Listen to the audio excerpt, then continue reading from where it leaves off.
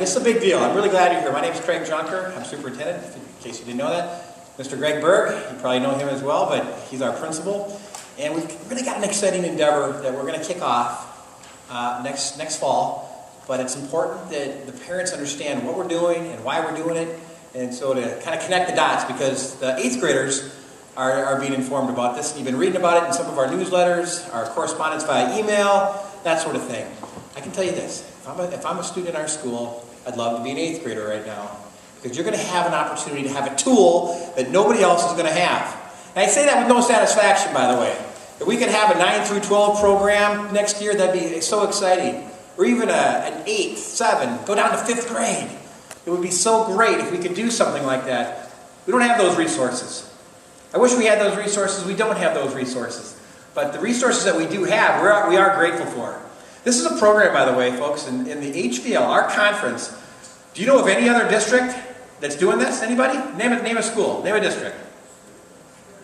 Nah, you do that. Stewartville is doing it, and Dover Yoda. It's not an iPad. They went with a netbook. And my sense would be, if I were laying a bet down, at some point they're going to switch over. Because the tool that we're going with is really the tool that we want to go with, that schools want to go with.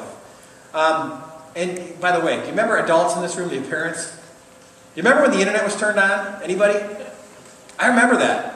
It was 1993 in the school I was working at. We turned on the internet, and everybody went, "What's an internet, and why is this a big deal?" Well, a lot of us right now are in our jobs, in our social life. We're very connected with technology. I don't care if it's social media or YouTube, it's your work, you purchase things via the internet. The internet is a big part of our lives. And sometimes maybe it's too big of our lives, and I won't argue with you there either. But I'm saying this, it's a big deal. Technology is a big deal today. And if we as schools can put the right tools in our students' hands, it has the potential to be a real game changer with our kids. And I don't use that term lightly. Over the last few years, our school district has done some really amazing things. Okay? Go back 5 years ago, 6 years ago, we didn't really have college programs that AP programs or programs where you can get college credit for. That's really has changed, folks. And I'm not saying you got to go to a 4-year university. I am saying you need something after high school. And if we as a school can give you those credits, that's great. We've gone from desktops to laptops. We've incorporated smart boards. We've done a lot in terms of investing in tools for teachers. Well, the tool that our kids have a chance to work with today, and that many people have seen, and this isn't a big surprise to anybody, there's an iPad. This is a tool for students to work in conjunction with teachers. But this isn't a teaching tool, this is a learning tool. That's how we look at it. It's $400 about. Our students are going to be given a $400 tool. It's going to be theirs to take care of for 4 years. They're going to have to give it back in the summertime. But in effect, if you take care of this thing, it's going to last 4 years, and you're going to have something that most schools in Minnesota don't provide their kids with. In 5 years, folks, 3 years, I don't know how long it's going to take. 6 years, 7, 8, 10 years, they will have this. It's coming, and people are getting aggressive with it. Becker, Minnesota, where we visited, Minnetonka, Renville, Albert Lee started in 2nd grade with this thing. They don't bring them home, but they're catching on. And they're catching on in a profound way. You know what we do really well in America? We have different parts of the world, they're great test takers, and they smoke America. Do you know that? They really do. They beat us. If you take in poverty, that kind of evens it out. When you take poverty into consideration, the United States and Minnesota, we jump right to the top. Factoring it in, we're not that impressive. It's nothing to brag about. You know, one thing we do exceptionally well is we teach innovation and creativity very well. And that tool right there will only enhance this. How many students had enjoyed working with it today? How many students get that this is kind of a big deal? Okay? How many parents, you're wishy-washy, you don't really know what to think? Raise your hand. Okay, that's an honest appraisal, and you're no different than any other school district. What we're going to do is collect some data late next fall, maybe November-ish. We're going to ask our teachers, Can you envision teaching without this? We're going to ask our students, can you envision learning without this? That's what all these other districts are learning and doing. Do you know what they're finding out? Nobody wants to give this thing back. Because once you realize the power of it, once you realize the fun of it and the engagement of it, you don't ever want to get rid of this thing. I'm not saying it's the be-all and it's going to save schools. I'm not saying that at all. Please keep this in perspective. What I'm saying is, this is a tool that really should make us more engaged learners. And I think learning should be fun. I'm a superintendent, and we've got a principal over here, and we've got a bunch of teachers around. We all want learning to be really fun. You learn more when it's fun. This is going to make learning fun. A couple more thoughts, folks, and I'm going to turn it over. Our school board is really investing a lot in here. Okay, to buy a tool at that expense and to be able to provide it to students, that's a big deal. So I want to just recognize our school board. All our lives, we've been hearing about the 3 R's, reading, writing, and arithmetic. And they're as important today as they've ever been. But this tool is going to help us become better collaborators, better at creativity, and better at communication. Those 3 C's. Communication, collaboration, and creativity. The business world talks about this all the time. You better be able to problem solve. You better learn how to learn. You better learn how to research. You better be able to figure out a problem with the person sitting next to you, across the hall from you, down the street from you, the next city over, the next country over. That's where our world's going. And that's kind of the tool that we're really trying to work with. We're going to take some baby steps, but we're going to get bigger at this, and we're going to get more proficient at this. We're going to start small, but if this goes as we think it will, this year's 7th graders will get a tool. This year's 6th graders, when they get to be 9th graders, will get a tool. And we're going to really work hard to put this device in our kids' hands that will make a big difference. Anyways, we're going to give you a few examples of the power of this tool. So sit back and enjoy, and make sure that at the end we're going to allow an opportunity for questions and answers. So please think of some big ones for us, and we'll do our best to answer them. Okay? Here's Mr. Berg. Thank you. I'm going to go without this. Can everyone hear me okay? Okay.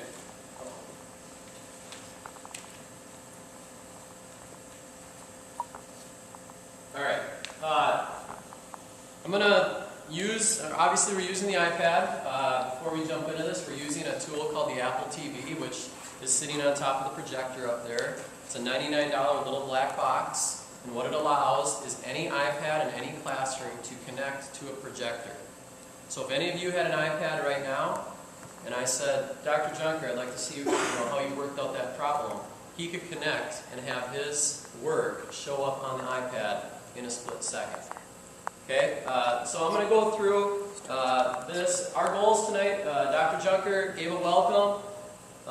Get my glasses on. We're going to go through an overview of this initiative a little bit. We're going to do a showcase. I did this with the 8th graders last week on Wednesday. We spent about 20 minutes just going through. These are some of the things that you can expect to be able to do next year. Okay, I wanted them to envision some of what was going to happen next year. We'll do some of that with everyone else. We have the 3 handouts you all picked up. One of them is an overview on the whole initiative.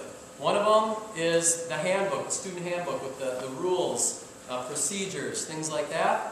And one of them is an extensive list of frequently asked questions that we put together. So even if we don't get to something tonight, there's probably a good chance it's going to be in that FAQ document at the end. And then we're going to talk about next steps. Where are we going from here? Dr. Junker talked a little bit about our timeline. Okay, and I want everyone to understand that this initiative really started back in 2005.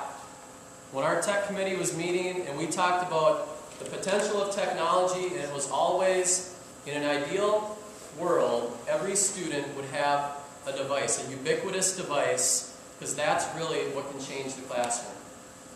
Okay, so that discussion has been going on for a long time.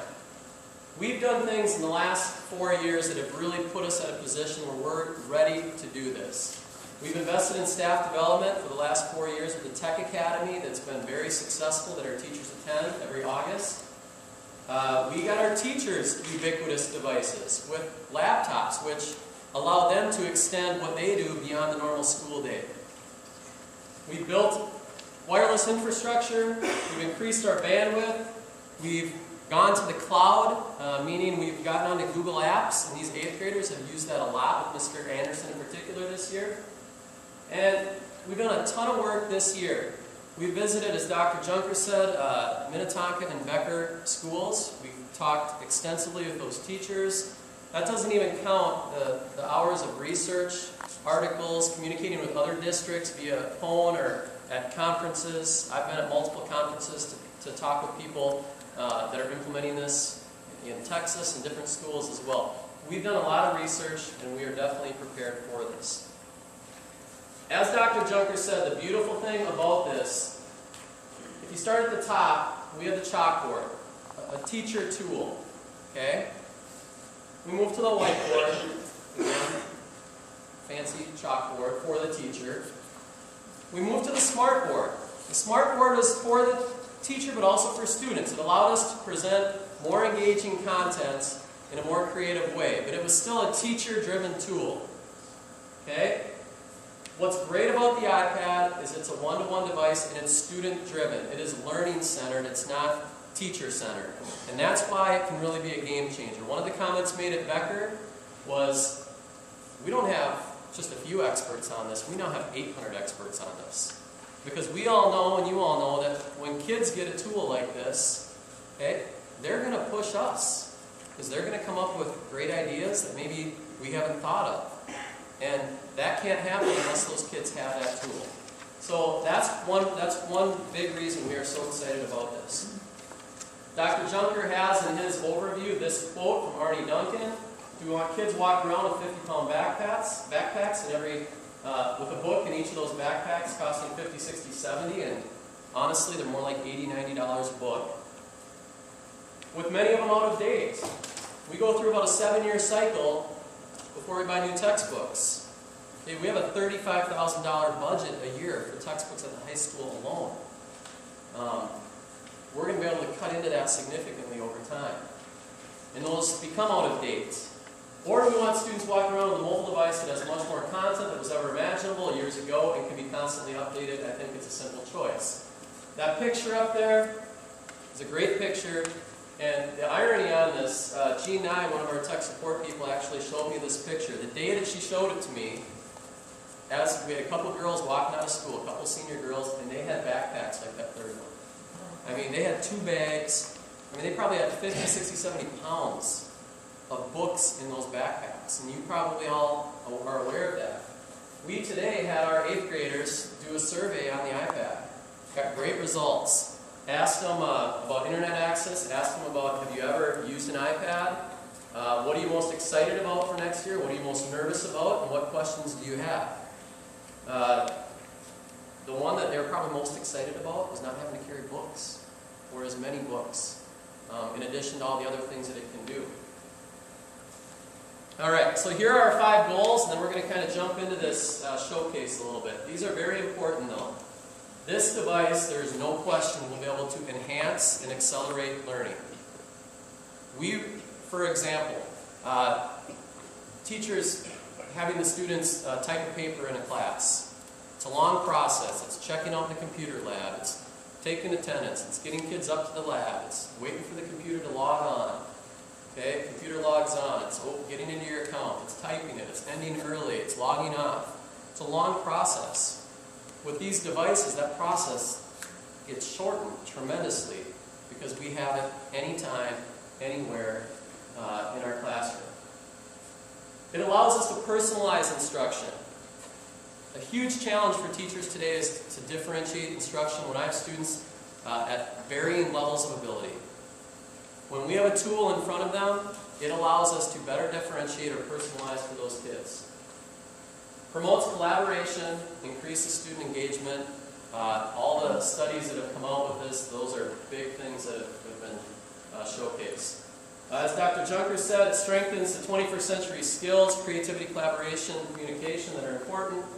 And a big, big one is that we are real excited that we can provide a tool to all kids, okay?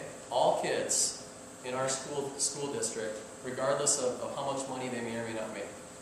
That equity issue is a huge issue in education, And we are excited that we can provide that for everybody.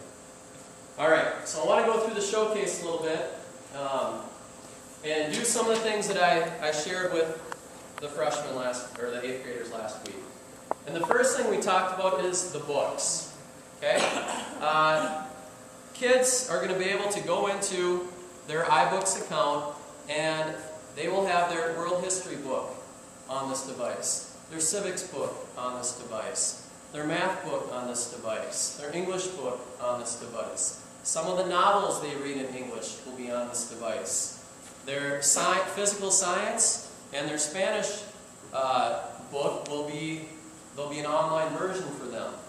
So in almost all of their core classes, their book will be on this device. So as an example, here's the world history book.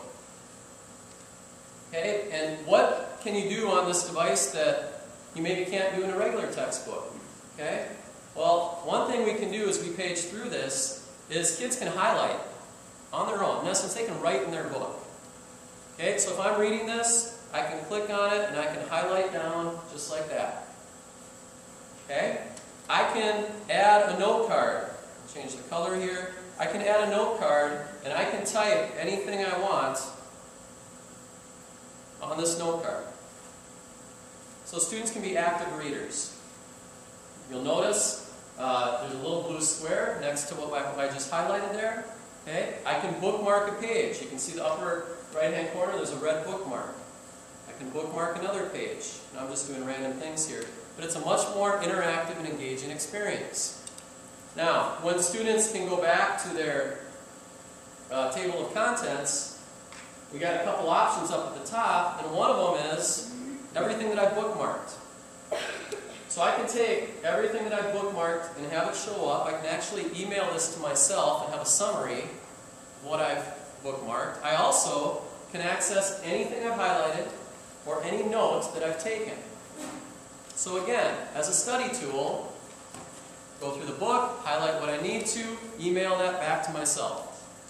Okay?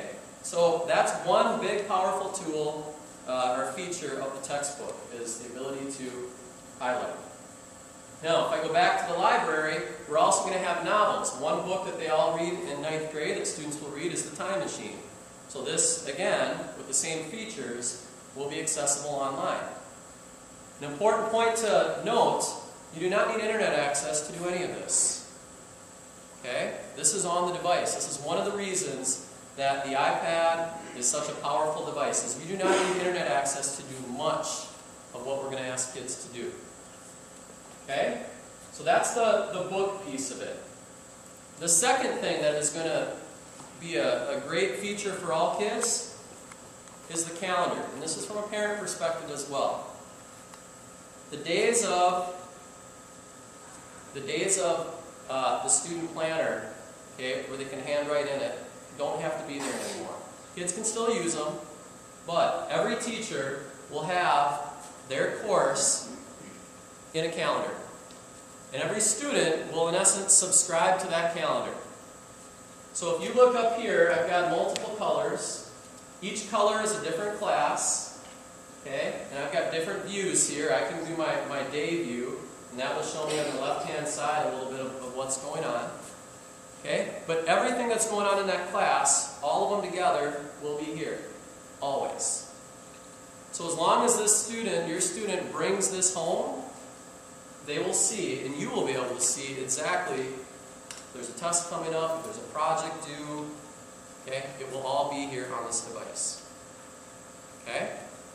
So that calendar feature is a great way to help kids stay organized. Alright, going to move into some curricular stuff. Another very neat feature, we have vocabulary. It's very important. It's important in the basis of reading. In every class we have vocabulary. There are wonderful apps that use flashcards, okay, that are easy to create. Teachers can create these, students can create these. An example of this, if I go into a periodic table of elements, okay, I can go through and a student can test themselves on the flashcards. Okay? Now, as I go through this, if I know it, I can put I know it to the right, and up in the upper right hand corner you see a little green dot. Okay? If I didn't know it, I click the X. That's one I need to review again. So I can keep going through this, okay? And in the end, I can go back and I can assess myself on the ones that I didn't know to make sure that I knew it. We can do this in any class. So the old traditional method of doing flashcards just became a whole lot easier. Okay? And the great thing about this, all it takes is one student to create a list of flashcards, and they can share it with the whole class. Or a teacher to create a list of flashcards for a unit, they can share it with the whole class. Okay? So we don't need 24 students all creating their own set of flashcards. Alright? That's one important feature. I'm going to talk a little bit about workflow. This is a very important part of what we showed the kids. Give an example. Mrs. Madsen's a physical science teacher. Okay? She's giving notes in a class. She uses a strategy called guided notes, meaning she's going to have a PowerPoint. Some of the notes are filled in, but there's some blanks in there. So that kids, when they're hearing the instruction, can fill that in. So what's going to happen? Ms. Madsen is going to put that guided notes handout in a folder we call Dropbox. Kids are going to go into this, if I can find it.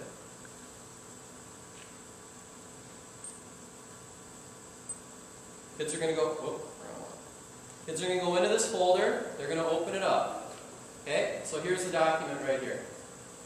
They're going to open it in a program that we call Remarks, and they're going to be able to annotate this, or edit this. This is something that a netbook or laptop can't do. Okay, I'm going to go back. Got some scribbles there. Alright,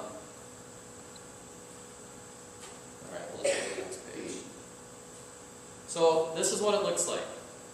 Alright? Student wants to write in this, and understand, this could be anything. This could be any type of handout or worksheet that might be done in a class. But I can scroll in, I can go ahead and type in text. Alright? So if I want to type in text, I click my text command. I could just type in test, hit return, and now I've typed this. I can move it wherever I want. Alright? I can handwrite in here as well. So if I want to handwrite, I can do the same thing right here. Okay? So I can go ahead and I can fill this out, and then what I'll be able to do is I'll be able to send this back to the teacher simply by emailing it to a Dropbox account. So I'm going to go ahead and I'm going to email this to a Dropbox account teacher may have, and I just sent that document I filled out back to the teacher. The teacher can open it up, edit it, correct it, give feedback, and send it right back to the student. No paper, completely paperless, and you can see how quick that all happened. Okay, so that's part of this process of us being able to become paperless. Alright, I got a few more things to go through. One of the really neat things that we can do with this is teachers can get feedback. Okay? Really, really good feedback. Here's what we did today. First day, we had all 25 iPads in all the 8th grade English classrooms today. And we just wanted to get a survey. Okay? So we created something we call the QR code. Alright? Hold this. Just so I can face it. And when you have a QR code, you can easily, with this device, scan that code.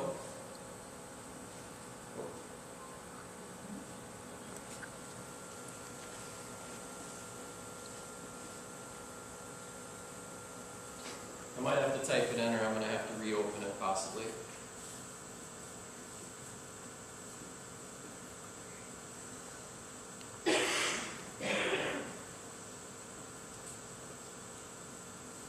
Okay, I'll try this one more time.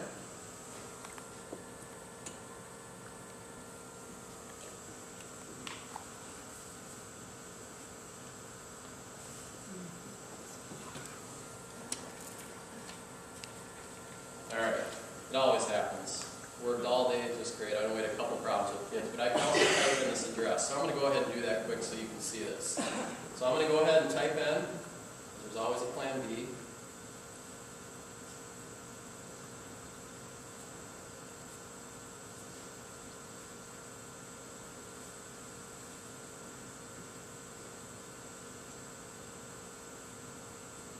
Okay, and it took me to this survey. Alright? Very simple survey. This could be a quiz, this could be any type of feedback, it could be an exit slip before kids leave the classroom to show if they've learned what was taught that day. But we asked them those simple questions. So students went through, they filled this out, they submitted it. It all comes back to the teacher in a spreadsheet where they can see all the responses, which in essence is what I have right here from the whole class, all their responses with that. So that ability for teachers to give feedback, and there's other apps that allow to do this as well, is very, very important from a teacher. Good feedback is probably the one thing that can improve student achievement as much as anything, and we'll be able to do it better with this tool. All right, the last thing I want to talk about, these are some of the apps that are just kind of the core of what we're doing. We haven't even gotten into some of the really powerful things that kids will be able to do. And I'm not going to show all of them, I'm just going to kind of walk through a few of them. One of them is an app called Explain Everything. Anytime we want students to present something, anytime we want them to create something, an app like this has unlimited potential. Now, I'm not going to have audio, so we're not going to have that with this projector, but what I can do with this Explain Everything is I can take any picture, okay, picture I take with this, a screenshot of anything on the web, okay, I can bring it in here, I can write on it, I can type on it, I can speak, and it will record me, and a student can now create a presentation that we never could have done before. So let's say, for example, a social studies teacher wanted students to do some type of research on Washington, D.C., so kids went on and they grabbed a photo from Google Earth, because they went to Google Earth, and they found a photo of Washington, D.C. Okay, they took a screenshot of that, and they brought it in this document. All right, then what they were supposed to do with that document is they were supposed to reflect on it, okay, both verbally and from writing. So they could go ahead and insert some text, and they could write a reflection on what they learned. By the way, with the typing, and it took me a while, now I'm pretty comfortable. Mr. Anderson said today, and some of you kids might know, he was amazed at some of the kids and the speed that they were typing on this. And yeah, I mean, you have the whole texting issue. You can actually split the keyboard, okay, and type that way if you want. Not that I advocate for that, but you can do it. But the speed that kids were typing, he said, kind of blew them away, to be honest. So they can go ahead and write a reflection. They can also annotate, so they can write with pen, and it will record. It will record as well. So I can right now hit that red button, and it's recording what I'm saying right now. You can see the counters going on the bottom, 1, 2, 3, 4. It's recording. So I, as a student, can now explain what, my view is on what I just read or what I'm, presenting to the teacher. I can also, I'm going to kind of digress and say this is a math class. I could go ahead and do a quick math problem, and it's going to record me going through that problem. So I'm going to go back and play this, and bear in mind we don't have audio because our projector isn't hooked up for it, but it would have been recording what I said. But you can see, as I'm playing it, okay, it would be,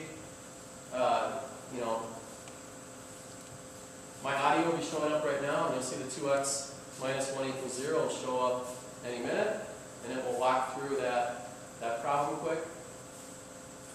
And now I can send this to the teacher as a video, I can send it as a screen capture, and that student just did something they could never do before in a very creative way. Alright, Google Earth I talked about. The kids' ability to access Google Earth on this is huge, and I'm assuming most people have used Google Earth. I'm not going to dive into that. From a math perspective, there are a multitude of apps that will be used in the classroom. This one right here is, it's not going to show up because of the program, but this is a graphing program. So I can go ahead and I can type in any equation I want, okay? I can move it, I can manipulate it, I can see, if I change the y-intercept, what happens to my graph. Okay, I can manipulate it with my hands, and that's something that's a very powerful tool for kids in mathematics. From a science level, the periodic table of elements is a big class that's used, or a big topic in physical science. This is a very interactive periodic table, and again, most of these apps are free, where kids can go in and learn about any element that they want to and really go in depth with it. Spanish. We have an app called Conju. This way? Yeah, oh, there it is, right in front of me. Okay, Conju verb. In essence, this is Spanish flashcards. You can set up the flashcards. You can select the topics that you want, and anyone know the answer? Go to the next one. Anybody?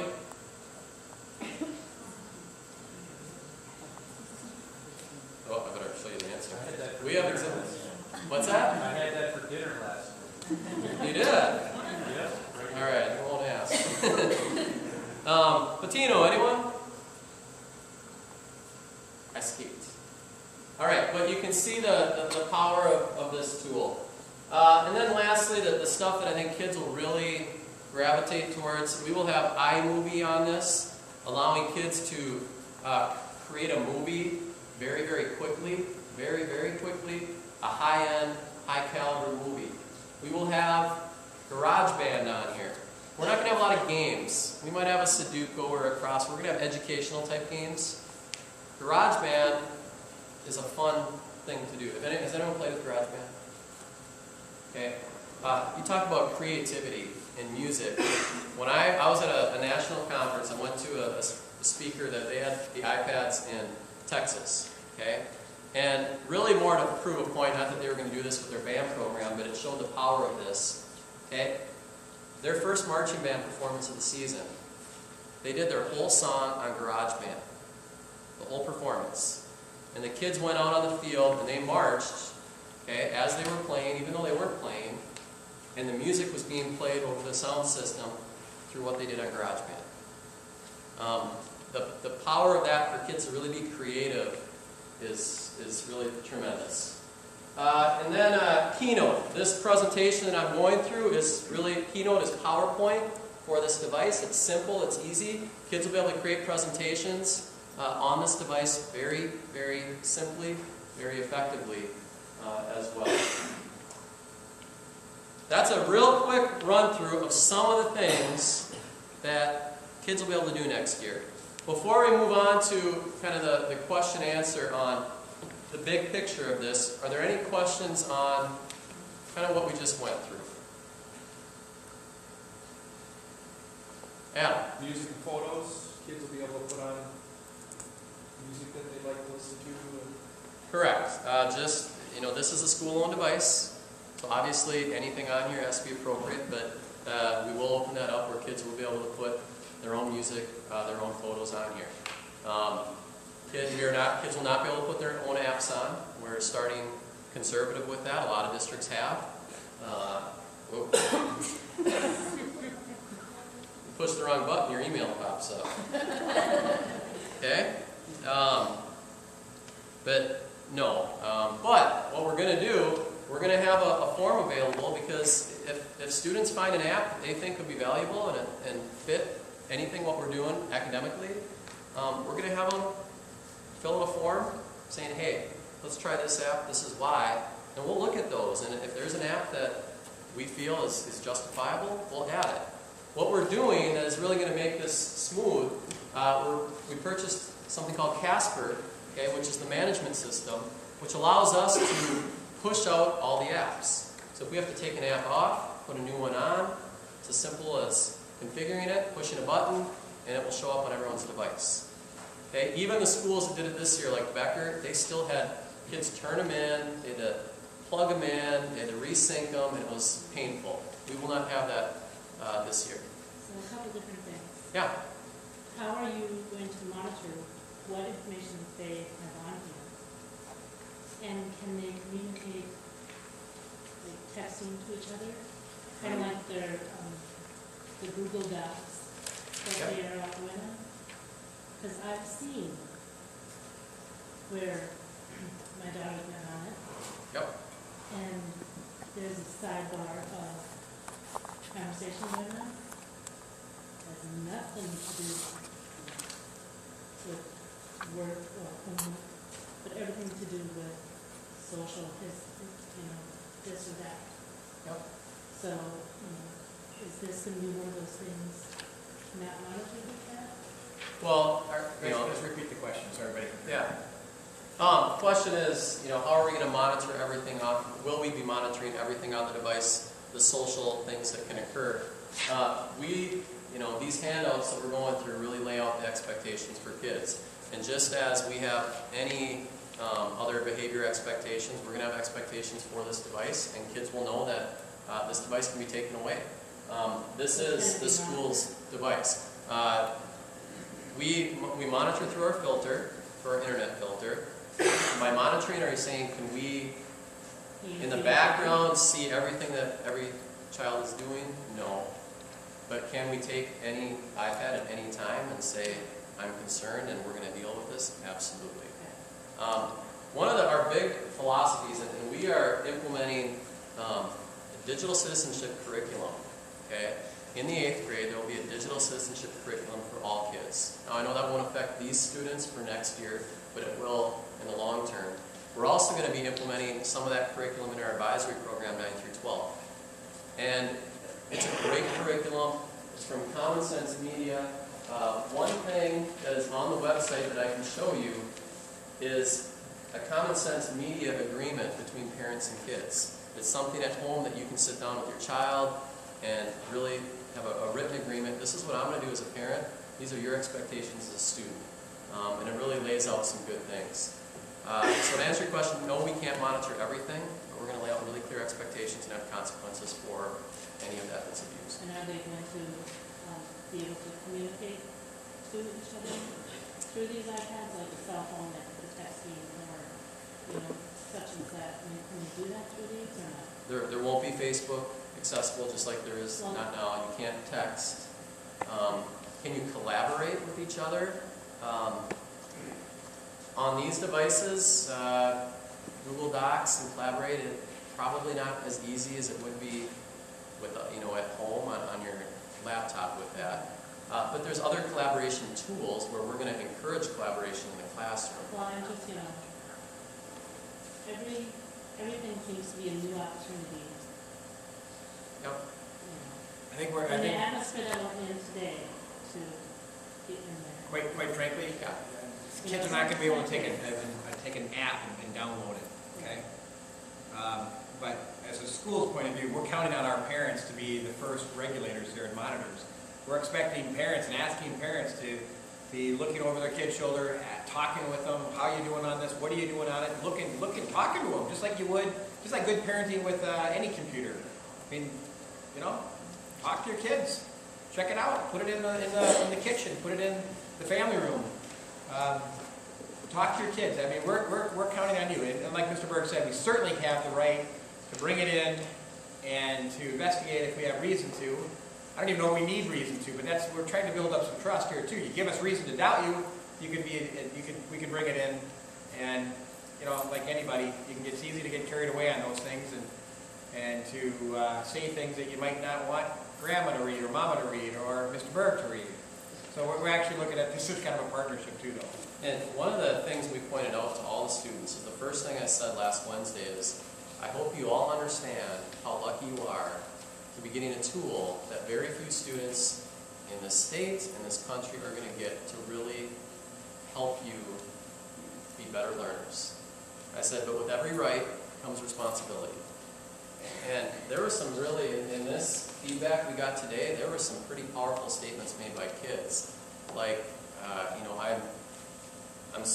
I feel I'm very appreciative that you are trusting in us or giving us the responsibility.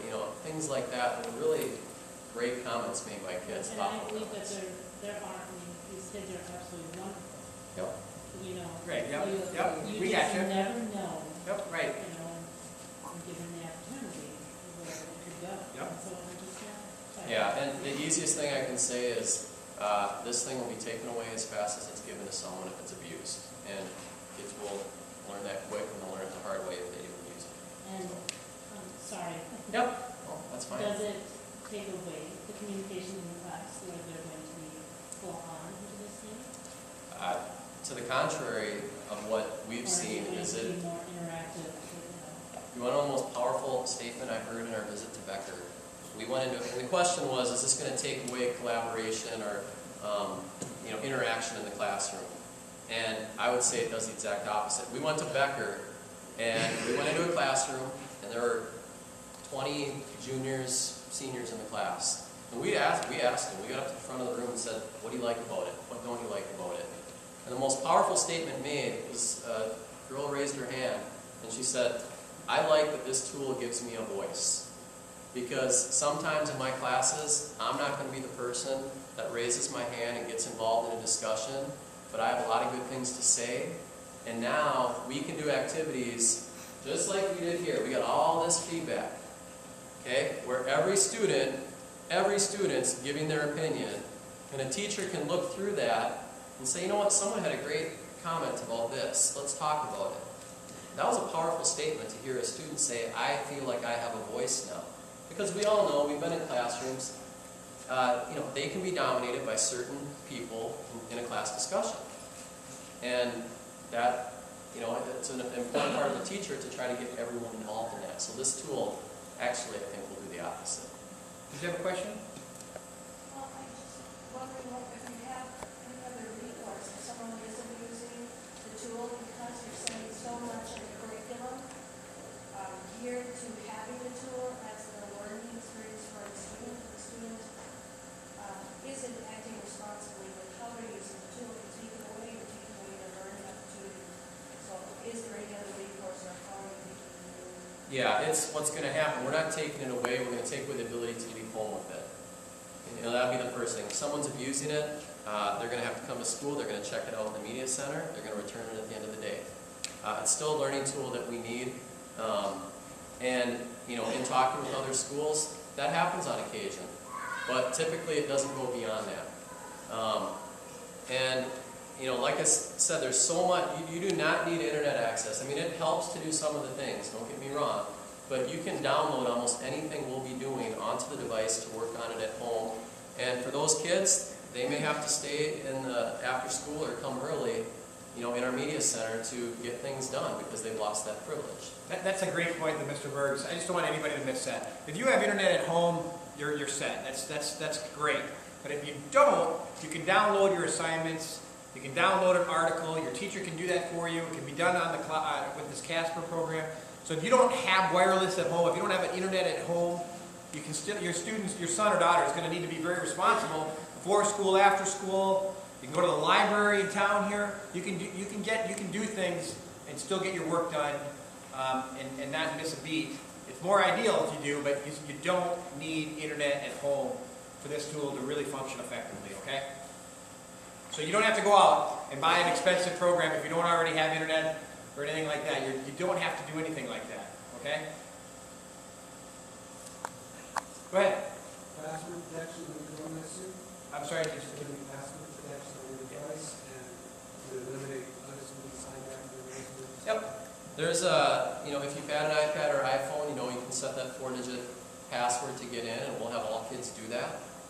So every student will have, a password-protected device, so not anyone can get into it. The Find iPhone app will be installed on here, and if you're not familiar with that, I'll tell you how I used it. I could not find my iPhone, and it works for an iPad or iPhone. I could not find it, okay?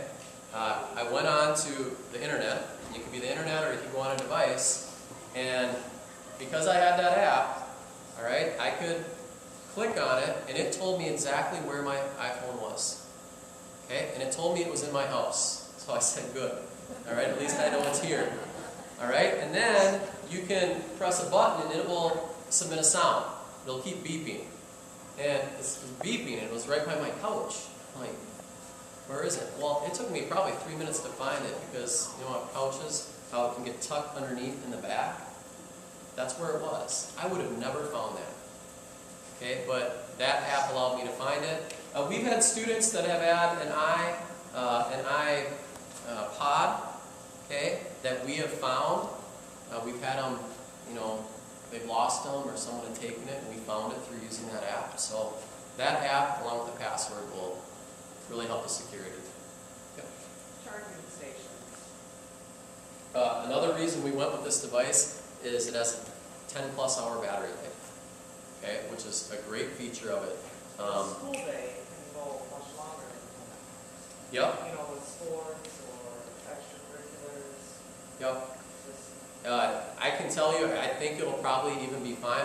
Will we have charging stations available? Yeah, we'll have stuff in the media center if kids needed it. We're asking that kids bring these charged at least 75% every day. It's really a habit. You go home, you charge it at night, you come back, it's at 100%. I can tell you, and I use this quite a bit, I've never went through a full day where it's totally lost battery. Adam, you had any feedback on that? Yeah, the day of the lockdown, I had played 3 full-length movies on it before, and I was at 60% when I started the day, and we watched 3 full-length with sound.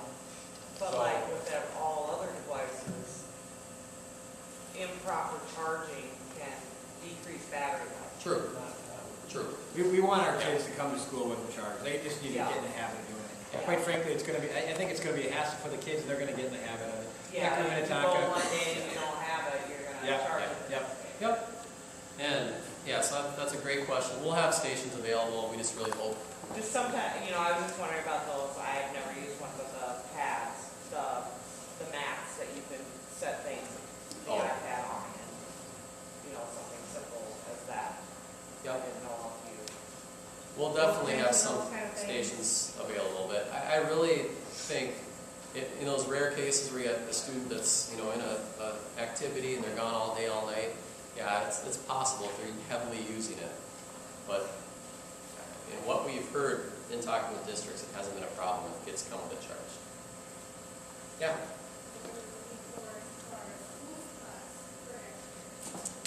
What will kids need?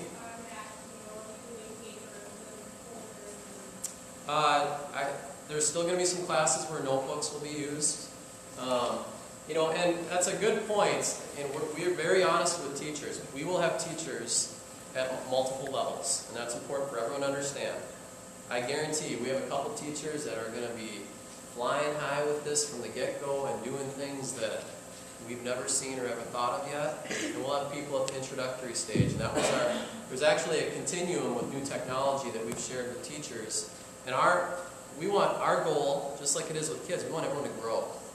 So if you're at a lower level, that's okay. We just don't want you to stay there. We want you to keep growing. If you're at a higher level, we want you to keep challenging yourself and growing. And so we're going to have different people at different implementations. So to that question, you know, your math book will be on here, okay? To do work or assignments, we'll probably still be using a notebook. Now if the teacher gives you a document, you know, a PDF file for you to fill in, then you could do it on here. But so you'll still need some notebooks, you'll probably still need some folders, but we're going to really reduce tremendously the amount of paper. And ultimate goal would be to get near elimination of paper and help. By the way, that's our cover. It shuts off when you close it. I was wondering if, since I have a laptop, can you also, like, if you lose your iPad, then it's... You're going to lose your iPad. Well, Holy smokes! well, like, if you maybe misplace it or you forgot it at home and you cannot remember, can you access, like, what you said, can you access it on your laptop? Yep, good question. Can you access files on the laptop? And the answer is yes. And the programs, the apps we're using, one of them is called Remarks. It's what I annotated with. Another one is called Office HD, which I didn't show you, but that's a program to type. They all sync with Google Docs. Okay? So we chose that very importantly because anything that a student does will basically be able to be saved on Google Docs. So you can be working on something here, and you know what? You can go home, you can get on that computer at home if you want, open your Google Docs and print it at home or do what you want. So that's a very good question. What were some of the comments about, there was a question that said, what are you afraid of? What are you afraid of? I was very happy to see these results. Question is, what were they afraid of? I'll read the first 10. Breaking the iPad, possibly breaking the iPad. Nothing. It might accidentally damage the iPad. Dropping the iPad, forgetting to charge it. Carrying around the iPad, breaking it. I'm nervous about breaking it. I loved hearing that because that means they're concerned about it and they're cautious. I can tell you today, Mr. Anderson, I know hesitated to tell me, so were any of you in the class when this happened? Where it dropped? Yeah. Okay? He had about 5 iPads in his classroom. He was handing them out. Oop, one fell, hit, popped it open. No damage. These cases are the same ones Minnetonka used. Okay? They had tremendous success, okay, with lack of damage. Very, very few instances out of, is it 800 kids? Their 9th grade class got them as well. They're fairly thick. Plus, these are pretty tough devices. I tease Mr. Shimbano. You want to show yours up? He's got one of those smart cases, which basically has no padding around it. I'm like, how can you do that? And he said he's dropped it. I'm not saying it's not unbreakable. They can be damaged, but Emily did drop it on the driveway about 3 weeks ago, and that is not a good combination. And shattered glass. Folks, let's talk about that for a little while. One of the things about you've heard us talk about these other districts. This is kind of like phase 1 this year on many different districts, okay? That started this. And we get to learn from them. Becker, for example, started off a little aggressively and they wish they wouldn't have given as many grades the first year. They would have taken and gone less grades, less kids, and then phased it in a little bit more. They also bought a pad, a protection pad that didn't work for them. It would drop and it would break. It wasn't thick enough. It wasn't strong enough. Minnetonka, on the other hand, that's the pad they used. It's an expensive pad. It's not overly expensive, but it does the trick pretty well. Well, I want to be honest with you. I don't want you to leave today and feel like the rug was pulled out of you, so I want to tell you something. The board, the school board, is going to be, I believe, it's going to be recommended to them about a student technology fee. Okay? Districts either impose a technology fee of $50 or so, give or take, or it's an insurance policy of the same amount. The net effect, it's the same thing. It's $50 to protect damage done to this. The district will not make money off of this. If you charge 100 kids $50, it's about $5,000 sitting there to help when these things break, because they will break. Somebody's going to break it. These cases, as strong as they are, Minnetonka doesn't charge insurance. You break it, that $400 machine is yours to pay for, or whatever it's broken, whatever you break on it. The philosophy is if you give out a textbook and you break the cover, it rips, and you pay for that book. You lose the book, you pay for it. Minnetonka can probably get away with that. We can't. We're not going to do that, okay? So what we're doing is that $50 is going to help pay for accidental damage or normal wear and tear. So if I really, by accident, break the glass, there are moving parts in this device. So if I drop my laptop, I might damage the whole thing and beyond repair. If I drop this, I might just break the glass. And so we're going to replace that glass.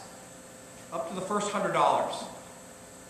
Now if somebody throws it down, you pay for the whole thing. You follow me?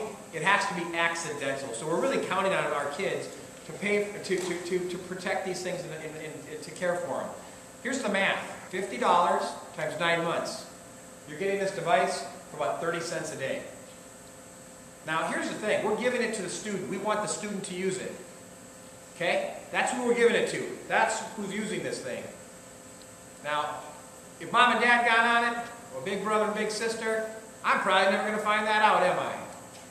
Am I? It's really for the student, but we're not silly enough to think that this thing isn't going to be probably passed around a little bit. You know, it's a device that we don't normally charge for these kind of things. But for $50 for over 9 months, honestly, for 30 cents a day, this tool is a game changer. If you can't afford it, you come see me. If you want to be put on a payment plan over 10 months and pay $5 a month or something like that, we can work out whatever you're comfortable with, and there probably are a handful of families that $50, they probably can't afford it, and so we're going to work with those families too, okay? That's what we're going to do. We're not going to deny anybody this if they're not willing to pay for it, but there's got to be a good reason, quite frankly. And that's a hard thing for parents. Sometimes they think, well, geez, I don't want to tell my life story. I get that. That's because it's going to be between you and me. Nobody else needs to know anything. Nobody. Just like free and reduced lunch. Those families that are on it, nobody needs to know who's on it. Nobody. Matter of fact, I don't even know who's on it. The person that's sitting in my office, Kaylee, her name is Kaylee, she's the only person in the entire district that knows that. The only one. We take that responsibility extremely seriously. So my point is, the board's going to pass a student technology fee, and there's going to be funds available for accidental damage and normal wear and tear. Okay?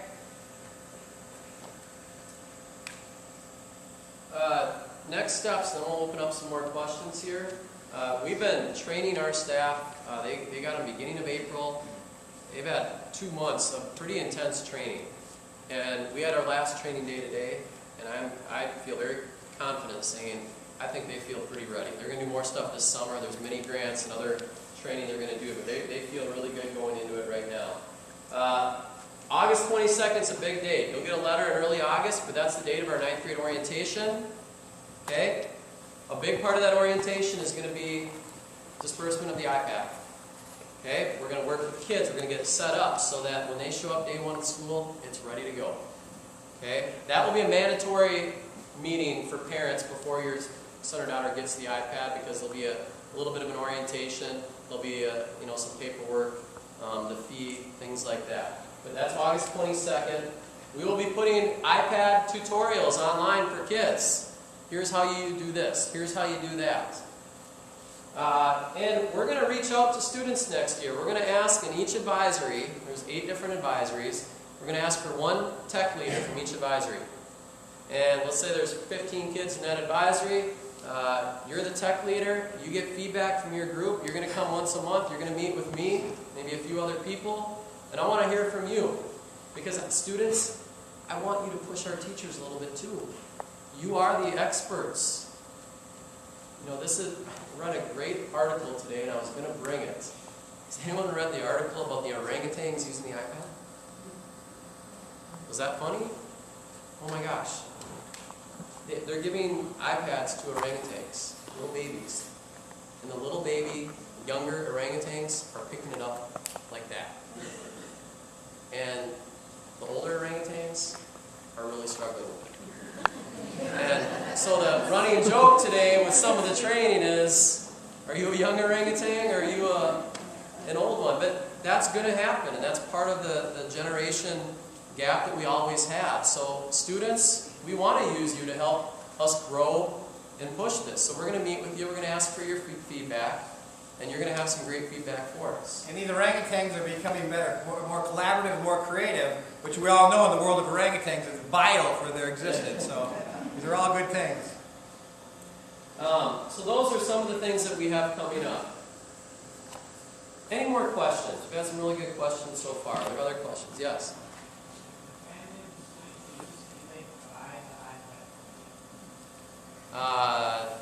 When you leave, or what do you mean?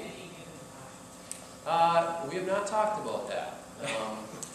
That's a good question. Good question. We haven't even talked about that. We'd have to probably look into that a little bit. I know we want to own the device. We want to have control over what's on the device. So from that angle, we're going to control the device. It's an educational tool that can do a whole lot more, and we want to focus on it being an educational tool.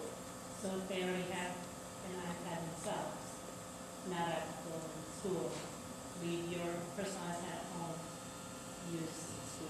Yeah, because we're going to have our own apps downloaded on there. Some of those apps cost money, some of them are free, okay? And we need to make sure that every student has the same apps. Textbooks are copyrighted, so we can download them on ours. One of the other issues is this is what a district was facing. Kids were bringing in their own tools, they had problems, they gave it to their tech staff to figure out, and then the tech staff sometimes were getting blamed for damaging the computer, and that put them in an awful position too. So you're asking great questions, but it's a little bit tenuous on our part. Anybody in the back there? Nope. Other questions? Yeah. So will this reduce the amount of actual teaching time? Is it gonna be, turn your iPads on, read chapter, blah, blah, blah, and that's it? Or is there still gonna be actual teaching going on in the classroom, not based off the iPad? Oh, there'll still be a mix. There's no, too much of anything is bad. Right. Too much technology is bad. Not enough technology is bad. I mean, there's a balance with everything. But the teachers' roles are shifting. Teachers' roles are shifting from a stand and deliver model. You know, I'm the expert with all the information and I'm going to share it with you, to the guide on the side, facilitator of learning. We want kids working in class. We don't want kids necessarily just listening to a teacher. We don't want that. That's not how kids learn. Kids learn by doing. So what we hope is this tool allows teachers to be that guide on the side to facilitate learning and have kids working more engaged in the But at the class. same time, they still have an opportunity to ask questions. Absolutely. And, you know, you're asking a great question. We're going to have less teachers because of this tool? Absolutely not. No way. Okay? Effective teaching is effective teaching with or without this tool. If you're a great teacher without this tool, you'll still be a great teacher with the tool. Okay? But the fact of the matter is, you're never going to be like the University of Minnesota with 200 people in a room and one teacher, you know, with a bunch of devices and call that effective for high school students. I don't even think that's very effective for college level students. What this is going to do, more than anything else, I think it's going to lift up the importance of teachers and just reinforce what quality teaching is all about. It's going to change a little bit, like Mr. Berg said. In quality teaching, our teachers will incorporate this into their teaching repertoire. It's a great tool, but our teachers, we will not have less teachers in the future because of this tool. And I'm going to highlight, we went to Minnetonka. This is a lesson I walked in. I walked into an English classroom, 9th grade English classroom. They had just read a novel, okay? They had discussed the novel, read the novel. Here is the assignment. Kids walked in the classroom. There was one of these QR codes right at the front of the room. Okay? Kids walked in. They scanned it right away. It opened up a giant spreadsheet. They all got in groups of partners or 3 people. And they each had a character from the story. On the spreadsheet, each row was a different character of the story, and then they had columns of questions, like find a quote from this character in the story, analyze the quotes, you know, all these different higher order thinking type of activities. So the kids got in their groups, they were collaborating, they were talking about their character, talking about what they liked about them, what they didn't like. They found, you know, they're collaborating, they're talking, and then in the end, as a group, they typed it in to that spreadsheet. Well, by the end of that class, that spreadsheet went from blank to complete with 12 characters, all this analysis, and now the kids had a phenomenal study aid for that test. A completed spreadsheet with every character, all the analysis. Okay, they shared back at the end, and it was a wonderful lesson. Now, what was the teacher's role in that? Obviously, there was a lot of teaching that happened before it, but they were facilitating, walking around the room, helping kids, asking questions, but there was collaboration, creativity, all going on. And that's really what we're looking for. Yeah, my main concern was just that they would go through that with them before they get home and are like, what am I supposed to do? Yeah. All my college classes are online, and I run into that. I get home at night from work and I pull it up and it's like, well, I guess I'll send my instructor a message and get it 3 days later and answer, you know. Yeah. So they know what's laid out in front of them, and if they do have to do it at home, they're clear on what they need to do. Yep. Because then there's somebody to ask. Yes. And if it's math, I know. Yep. So. Folks, it's just after 8 o'clock. If Mr. Berg and I can stick around, some people might feel like you gotta leave. You're welcome to skedaddle if you need to. Otherwise, we can certainly stick around. So it's up to you. All right. Thank you all for coming tonight. Again, we'll stick around if you have questions.